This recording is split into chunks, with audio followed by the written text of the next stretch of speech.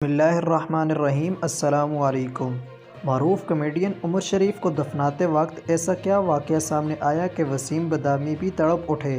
मज़ीद आगे बढ़ने से पहले आपसे गुजारिश है कि हमारे चैनल को सब्सक्राइब कर दें। दोस्तों, उमर शरीफ की ख्वाहिश थी कि मुझे अब्दुल्ला शाह गाज़ी के मीदार में दफन किया जाए और उमर शरीफ कब्र से बहुत ज़्यादा डरते थे और अपनी आहरत संवारने के लिए अल्लाह ताला से अपने तमाम गुनाहों की माफ़ियाँ भी मांगते रहते थे।